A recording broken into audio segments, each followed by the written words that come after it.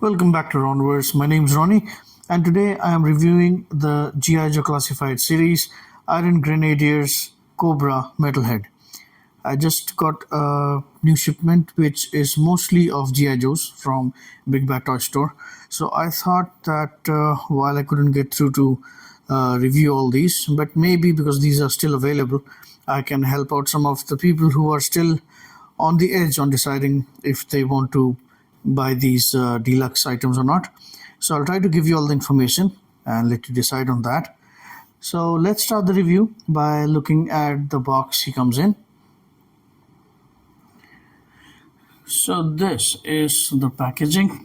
It's a normal window box packaging like any other G.I. Joe Classified series, just that it's a bit bigger because it's a deluxe, so it has more accessories.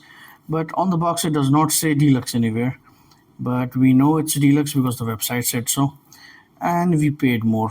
So on the front, you can see all the accessories, and on the side, there are the ranking patches. I think you can always scan this, and it will take you to the website, which will show you the meanings of these rankings. A product shot behind. You can see there is buzzer on the background, bullet train derailing, and some more details from the figure. And here's a character portrait. I hope this shows that. So nice box as usual. It's a collector friendly box. Does not have anything special, but thankfully it's a window box packaging. I'm happy with that. So I give an 8 out of 10 for the packaging. So here's the figure. Let's start the review by checking the height. And Metalhead stands to the top of his head, 6.5 inches exactly, which is 16.5 centimeters. So it's an average size G.I. Joe. Just for comparison, I'll show you him standing with snake eyes. So he's nearly the same height, just that he has a different hairdo, and snake eyes is wearing a helmet. So first thing, the sculpting. As you can see, just like any other classified G.I. Joe, he does have a lot of details. The head sculpt now has more expressions to them, because on the vintage ones, obviously because they were smaller in scale, we didn't have that many expressions. Some of them did, but obviously it wasn't that good. Now that these are bigger and they have better technology, so you can see a lot of details there. Now he comes wearing this this jacket. I think it's a flak jacket with a lot of pouches. He does have an armor in front of his mouth, just like Man-at-Arms. He does have texture all over the trousers, as you can see here. You can see the level of details on the military boots as well, like the straps, the laces.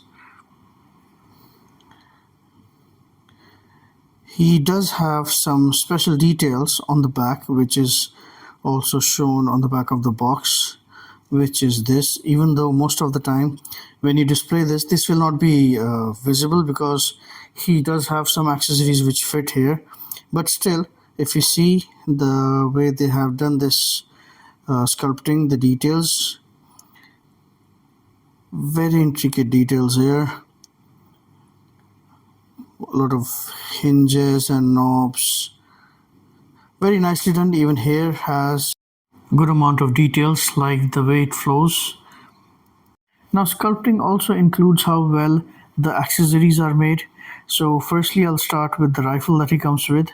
This being a G.I. Joe weapon is very detailed like other G.I. Joes, but is made up of a flimsy soft plastic, which I don't prefer. I hope this were a bit harder, because once you make the figure hold this, it kind of bends weirdly. So not the best thing. Also, if you see, he comes with a separate hairpiece which has a goggles attached. This is also nicely sculpted. Now this one he uses to control another accessory that he comes with, and that accessory is a very big anti-tank missile system. Now this one is also very well sculpted. You see all the details here. It has a lot of articulation too. He also comes with a helmet, a metallic helmet with different shades. So everything that he comes with is pretty nicely sculpted. So for sculpting, I'll give him 9 out of 10. Let's talk about the paint work on the figure. So as you can see, I changed his hairdo because the second hairdo comes with his HUD goggles. I'll show you. Really fits pretty nicely and doesn't want to leave. Okay, this is the second one. Actually doesn't look bad bald headed as well, but from the side that messes it up. So I'll put it back. If you see the paint on the goggles, it is also pretty nicely done. Here you can see, I'll actually add some of the photos around these parts to show you the details, because I cannot capture these small details on the video. It says cold slither on this one, and if I change the head sculpt and show you the face again, there's one small detail which is small, yes, but it's pretty nice. He has a tattoo of a teardrop. See, these details are very small, but small details like these give these figures a character, a story. We don't know why he has that tattoo, but maybe something happened. And like I said, while showing you the sculpting, there is a lot of details, and all those details are actually defined more with the help of these paintwork. So these are very detailed paintwork with very fine lines. I'm trying to see if there is any misses. Yes, you can see small miss around here, very small, but it's on the camera so it looks big, but in hand it's a very small detail. And everything else is nicely done. The green part is nicely done, the silver is very nice. If you see the lines on the red part, very nicely done. The shoes are good. Then there's this accessory. As you can see, it actually shines and kind of gives a glare. The silver parts are very nicely done. They kind of shine like chrome, but they're not chrome, they are silver. But the rest of the accessory is just a black plastic. I would have loved if they added a little bit of weathering to it, maybe dry brushing with maybe a brown or maybe silver. That would have given it a lot more detail, but still, as it is, it's still very good. Now this is maybe the iron helmet, because I don't know what this is made up of, so I can't comment that why doesn't it look like a gunmetal or a steel or something, because I don't know what this is made up of.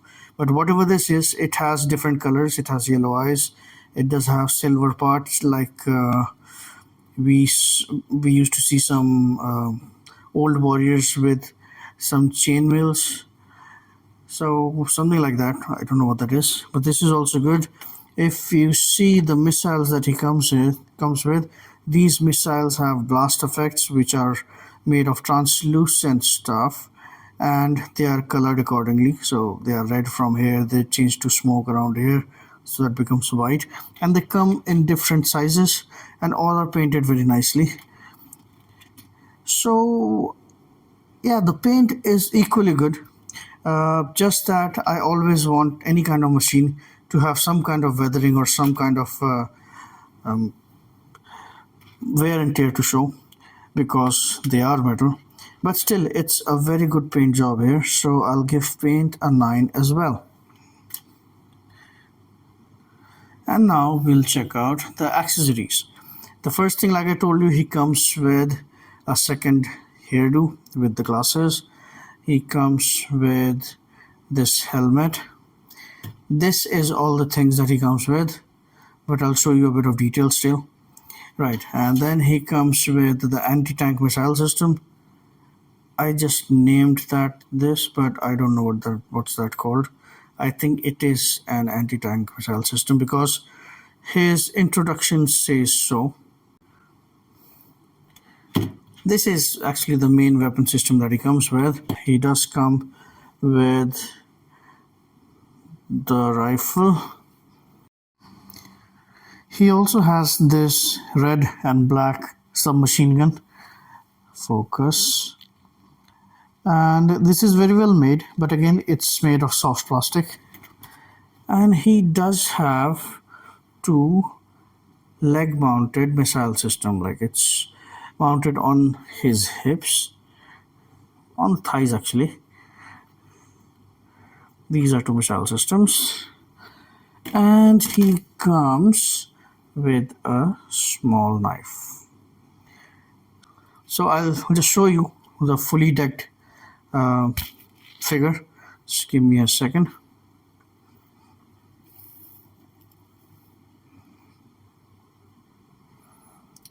Here comes the fully decked figure. It's a bit of a task to balance him this way, but then it's well worth the task, the hard work. If you see, he has a lot of things going on. Like I showed you all the accessories. I want to tell you something, that when you put these missile launchers, just remember that the silver parts, these silver parts and these silver parts, these are the back of the missile launchers. Okay, don't put it on the front. It won't work that way, right? So all in all, a lot of accessories with him.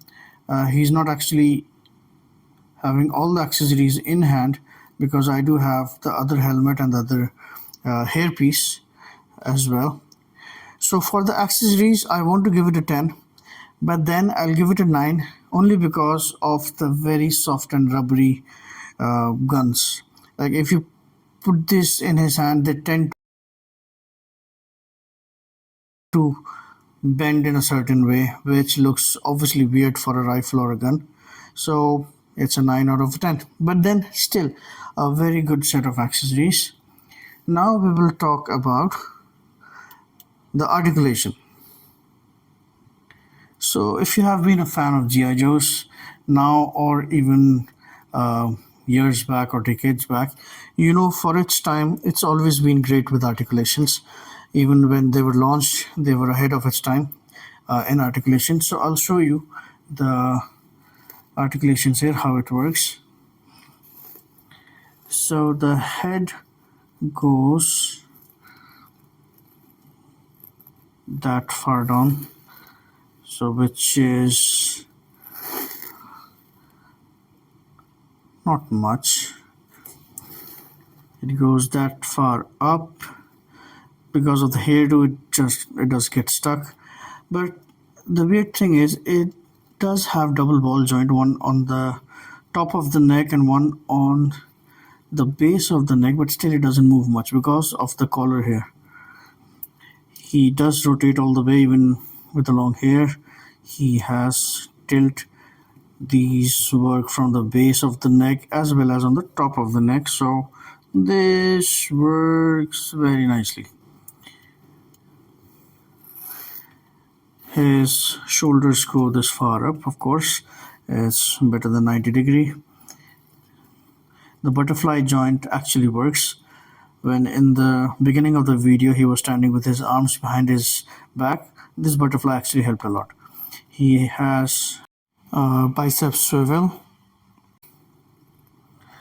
He has double jointed elbows, which as you can see are excellent as always.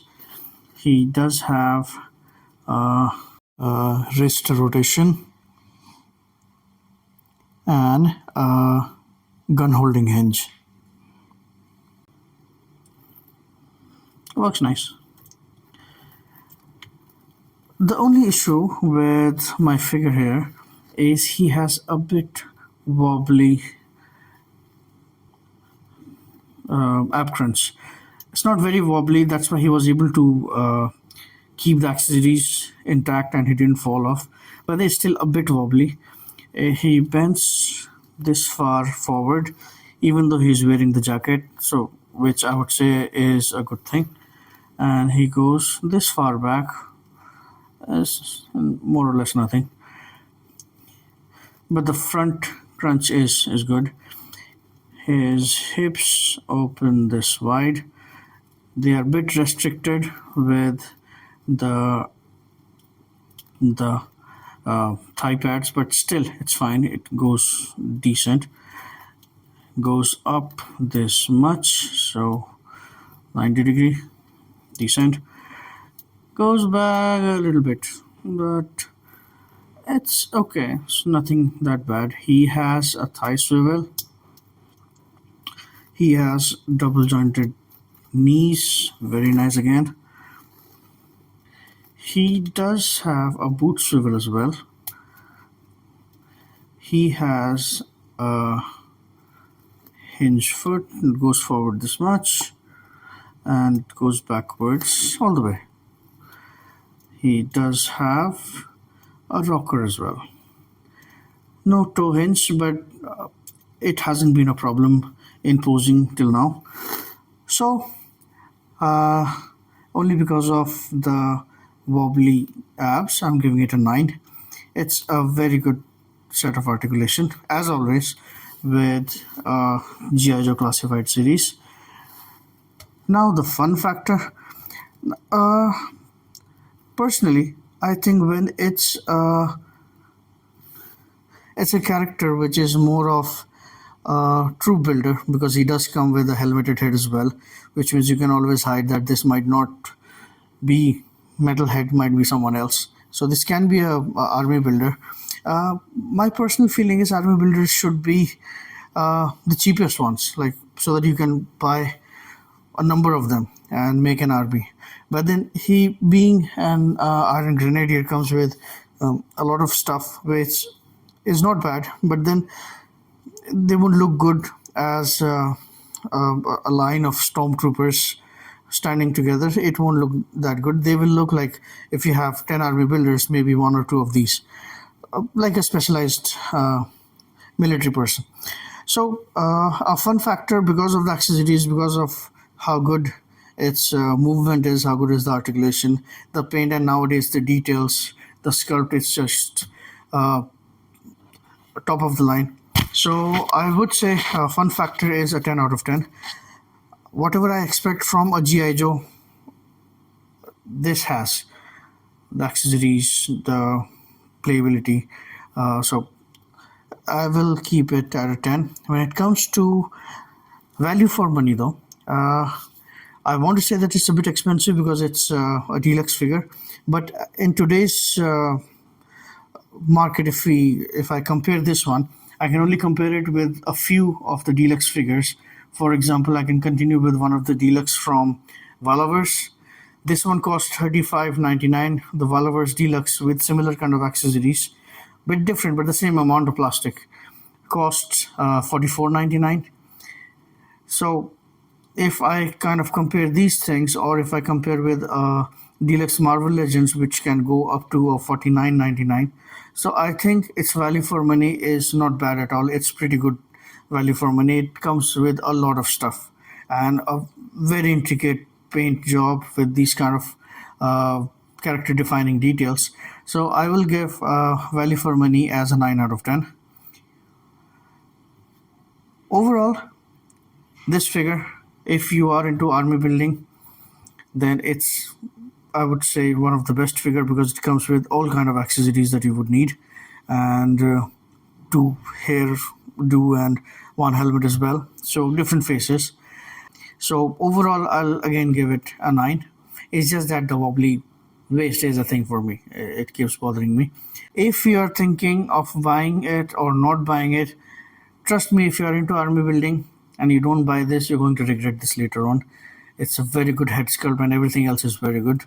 But still, if you think that it's a bit expensive, it's totally your choice. I'm just giving you all the information.